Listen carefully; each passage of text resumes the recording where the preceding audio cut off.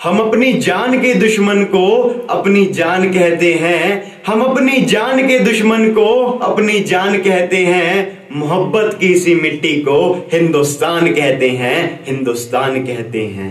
परम सम्माननीय प्रधानाचार्य जी, आदरणीय प्रबंधक महोदय, सभा में उपस्थित सभी अध्यापक गण एवं मेरे प्यारे दोस्तों को मेरा सादर प्रणाम और गणतंत्र दिवस की हार्दिक शुभकामनाएं।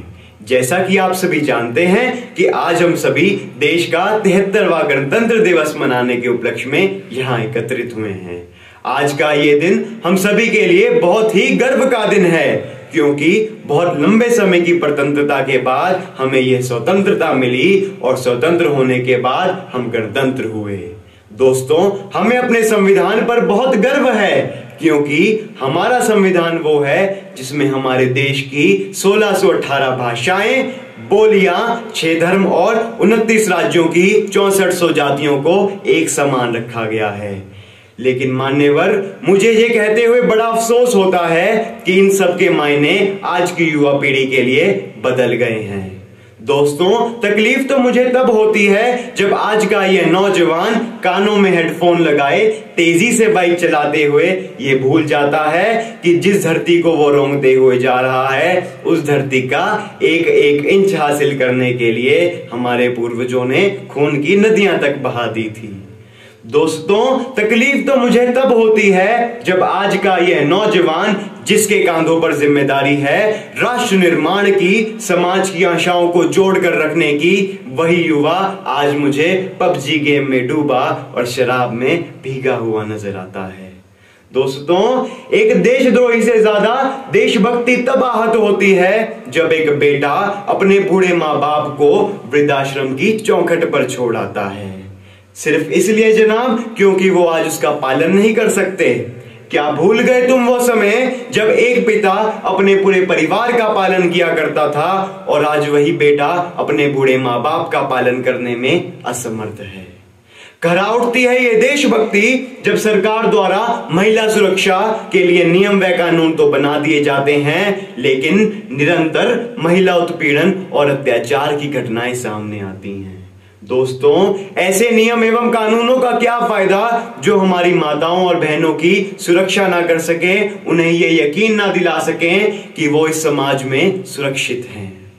महोदय, इन विपरीत परिस्थितियों में देशभक्ति एवं राष्ट्र निर्माण एक बहुत बड़ी चुनौती बन गया है। सेना में भर्ती होना और देश की हिफाजत करना तो है ही परम देशभक्ति, लेकिन आजादी के बाद इन सब के मायने बदल गए हैं। आज हम देशभक्ति कहें तो कहें किसे?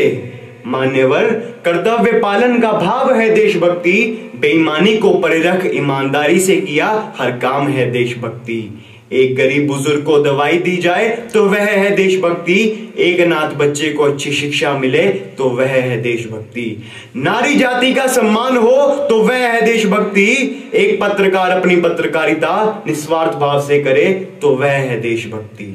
लेकिन मान्यवर, समाज में ऐसी कई परिस्थितियां सामने आती हैं जो हमारे मन को ध्वस्त कर देती हैं, हमें ये सोचने पर मजबूर कर देती हैं कि सोचा था अपने देश को खुशियों से सजाएंगे, समता और सद्गुणों से भारत में बहार लाएंगे।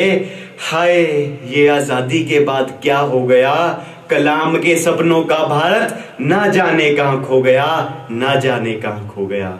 और दोस्तों, इस खोते हुए भारत का महज एक कारण है कि अनीति अत्याचार बढ़ रहा, युग का अर्जुन मौन है, अपमानित द्रौपदी के पक्ष में बोलने वाला कौन है? युग के अर्जुन गांडीव उठा ले, गीता का फरमान है, अवगुणों के समक्ष झुकेंगे नहीं, हमें करना राष्ट्र सम्मान है, हमें करना राष्ट्र सम्मान है। अंत में मैं अपनी वाणी को विराम देते हुए आप सभी से बस यही अनुरोध करूंगा कि गणतंत्रता की स्वतंत्रता के लिए यह अति आवश्यक है कि हम अपनी सभ्यता, संस्कृति, मौलिक चिंतन और वैचारिक स्वतंत्रता को बनाए रखें और अपने देश पर अपना सर्वस्व न्यौछावर करें और उसे चरम उत्कर्ष तक पहुंचाने का दृढ़ संकल्प लें। और मन में बस एक ही भाव जगाएं कि एकता के सतरंगों से सजाएंगे इस संसार को, गणतंत्र उपासक बनकर सच्चे उपहार देंगे राष्ट्र को, उपहार देंगे राष्ट्र को। धन्यवाद। जय हिंद, जय भारत।